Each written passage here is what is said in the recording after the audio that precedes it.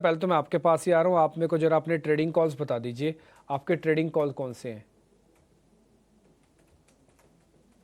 Internal जिसका नाम change हुआ है वो एक पोजिशनल पॉइंट ऑफ व्यू से मैं देख रहा हूँ। 245 के आसपास से पोजिशनली टारगेट निकल के आ रहे 265 के, और स्टॉप लॉस रहेगा उसका 239 का। एक काफी कंसोलिडेशन के बाद स्टॉक में एक रेंज ब्रेकआउट फॉर्मेशन हो रहा है, हायर बॉटम फॉर्मेशन है। और ओवरऑल भी अगर हम सेटअप देखते हैं वीकली का, तो भी higher bottom formation weekly charts पे भी स्टॉक ने मेंटेन किया हुआ है। पोजिशनल पॉइंट ऑफ व्यू से जरूर देखा जा सकता है। दूसरा, मैं आईसीआईसीआई प्रू लाइफ के साथ जाना चाहूंगा। 615 के आसपास स्टॉक अभी चल रहा है। पोजिशनरी टारगेट निकल के आ रहे हैं 650 655 के। स्टॉप लॉस रहेगा उसका 600 का। रिवर्सल तो हुआ है, हायर बॉटम फॉर्मेशन इसमें भी है। मुझे लगता है ये पॉजिटिव कंसोलिडेशन है। आई थिंक ये जो सपोर्ट लेवल है उसका 600, वो अगर मेंटेन होता है तो आने वाले दिनों में ये स्टॉक में एक जो पॉजिटिव मोमेंटम बना हुआ है वो कहीं ना कहीं बढ़ते हुए हम देख सकते हैं। और आपकी तरफ से दो शेयर हमको मिले, एक तो आईसीआईसीआई प्रूडेंशियल, दूसरा इंटरनल, जो कि अब पहले जोमेटो था, अब आप इंटरनल हो गए। तो दोनों शेयर्स बाय कॉल्स हैं आपकी, ये हमने नोटिस कर लिया। अब हमारे साथ रजत शर्मा भी हैं। रजत सर नमस्ते। वैसे तो आज ज़्यादातर मार्केट्स में चर्चा हो रही है कि डिफेंस और रेलवे के स्टॉक्स चल रहे हैं, लेकिन अगर आप इंडेक्स का सेक्टोरियल उठा के देखोगे तो निफ्टी रियल एस्टेट भी काफ़ी बढ़िया चल रहा है। परसेंटेज में 1.5% है। 9 शेयरों का इंडेक्स है, 9 के 9 शेयर हरे निशान में है आज। ठीक है, एक बार आपका टेक चाहिए रियल एस्टेट काउंटर्स पे। इनका नेचर भी अलग है। सदर्न कंपनीज अलग है, नॉर्दर्न कंपनीज का रेट अलग है, कंपनी का काम करने के तरीके तक अलग हैं, बिल्डिंग के स्ट्रक्चर तक अलग होते हैं। एक बार जरा आपका व्यू पॉइंट रियल एस्टेट पे सर। बिल्कुल डिम्पी जी, सिर्फ रियल एस्टेट ही नहीं, I think broader infrastructure engineering theme पूरी की पूरी आज काफी चली। और आज नहीं, पिछले 3-4 दिन से एक इंजीनियरिंग प्रोक्योरमेंट कंपनी है वैस्कॉन इंजीनियर, जो कि हमारे पोर्टफोलियो में है। पहले मैंने रेकमेंड भी किया था, वो भी कल 13-14% भागा। तो काफी कंस्ट्रक्शन इंजीनियरिंग रियल एस्टेट के शेयर्स काफी चल रहे हैं। मैं अपनी तरफ से आपको बता दूं, हमारे पोर्टफोलियो में real estate, core real estate का कोई भी स्टॉक नहीं है। और उसका रीजन यही है कि पिछले 4-5 साल में रियल एस्टेट की कंपनियां काफी चली हैं, हालांकि इनकी सेल्स बढ़ रही हैं, पर डीएलएफ और लोधा ग्रुप, प्रेस्टीज, इन सभी का अगर आप प्राइस अर्निंग मल्टीपल देखोगे, डिस्पाइट इंप्रूविंग अर्निंग्स, अभी अपने मल्टी ईयर हाई से भी 30-40% ऊपर है।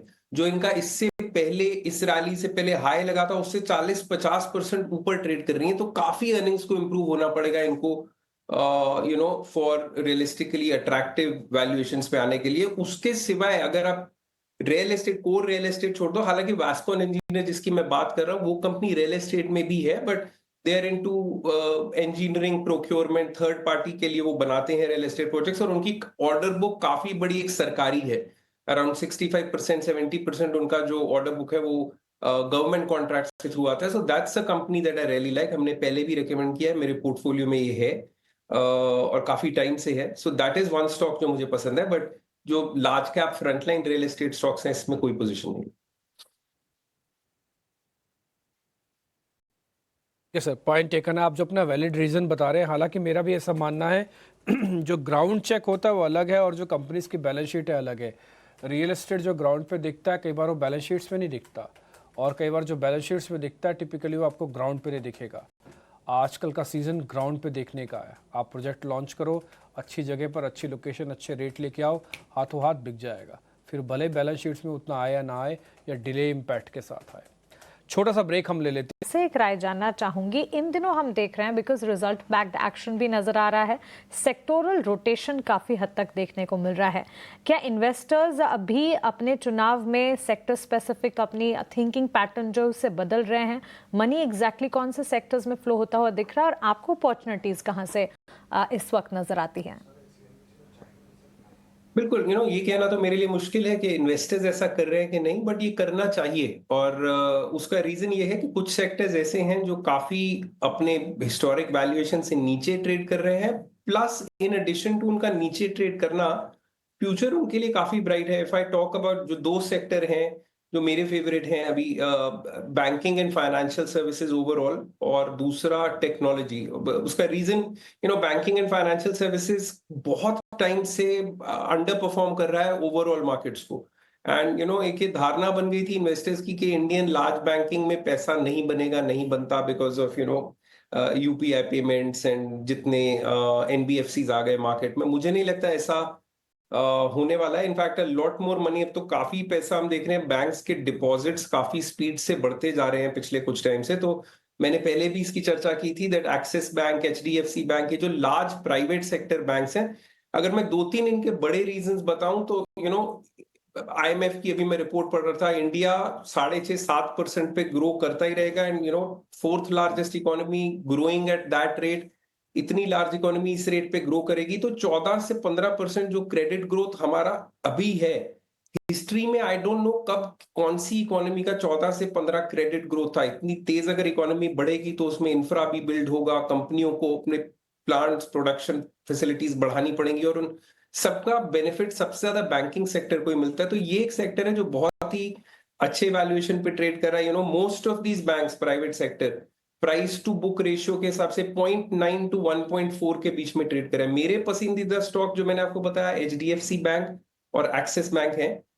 दोनों ही बहुत रीजनेबल वैल्यूएशन पे भी है। एक्सिस इन पर्टिकुलर 13-14 के प्राइस अर्निंग मल्टीपल पे ट्रेड कर रहा है। तो सेक्टर रोटेशन ऐसा करना चाहिए। अभी हम शायद डिफेंस की बात कर रहे थे, डिफेंस, रेलवे, ये सारे बहुत ओवरहीटेड सेक्टर है। यहां से निकाल के पैसा अगर बैंकिंग सेक्टर में लाया जाए, I think over a period of time वो क्लाइंट्स को काफी अच्छा पे ऑफ करेगा, बिकॉज बैंकिंग एक सेक्टर है, नहीं चला। दूसरा, आई थिंक अगर आप देखें टेक्नोलॉजी जो एक सेक्टर है, वो यूएस में रिसेशन आने के फियर की वजह से काफी करेक्ट हो गया, और नैस्डैक बहुत तेज चल रहा है। मतलब वहां पे उनको इतना डर नहीं है यूएस में रिसेशन आने का जितना इंडियन आईटी को है, क्योंकि इंडियन आईटी का सारा रेवेन्यू यूएस से ही आता है। सो टेक्नोलॉजी के स्टॉक्स अगर आप देखें, large technology, again TCS, emphasis, Infosys, Coforge, ये सारे स्टॉक्स बहुत अट्रैक्टिव वैल्यूएशंस में। इसमें भी Infosys is one of my favourites. But आप दोनों ही सेक्टर्स में अगर 2-2, 3-3 टॉप स्टॉक्स खरीद लें तो एक अच्छा पोर्टफोलियो आपका बन जाएगा। स्पेशली बैंकिंग में मेरा पर्सनली ये मानना है, कोई एक बैंक पे रिलाय नहीं करना चाहिए। अगर आपका सेक्टरल व्यू पॉजिटिव है तो 2-3 स्टॉक्स खरीदने चाहिए। भी आपने देखा इंडसइंड में क्या हुआ, और ये हु नोज किस बैंक के साथ किसके पेट में से क्या निकले कभी। तो सेक्टर वाइज ये 2 सेक्टर्स हैं जिसमें कैपिटल शुड फ्लो। रजत, मैं आपकी बात से इत्तेफाक रखती हूँ। यूएस मार्केट्स में जितना इस साल डाउन नहीं चला उतना नैस्डैक चल चुका है, और इसी के चलते इनफैक्ट टेक्नोलॉजी स्पेस में डोमेस्टिक आईटी कंपनियां तो करेक्शन पर एक एंट्री अपॉर्चुनिटी दे रही है। और ये एक डिसिप्लिन्ड पोर्टफोलियो क्रिएशन की हाइजीन प्रोसेस में आता है कि वक्त वक्त पर आप अपने पोर्टफोलियो को चेक करें, सेक्टर स्पेसिफिक क्या थीम्स चल रहे हैं, उन सेक्टर से जुड़े हुए स्टॉक्स का समावेश अपने पोर्टफोलियो में करें। और इसी के चलते बैंकिंग और टेक्नोलॉजी स्पेस है जिस पर एक नज़र होनी चाहिए, और बैंकिंग मेजर्स और साथ ही टेक्नोलॉजी मेजर्स पर एक फोकस करके रिसर्च ऑफकोर्स अपनी देखकर, हमारे एक्सपर्ट्स की बात सुनकर आपके पोर्टफोलियो में इन सेक्टर से जुड़े स्टॉक्स को ऐड जरूर करना चाहिए। आगे बढ़ेंगे, ऑप्शन के चैंपियन हमारे अगले सेगमेंट का रुख करते हैं। आपको बताते हैं कि ऑप्शन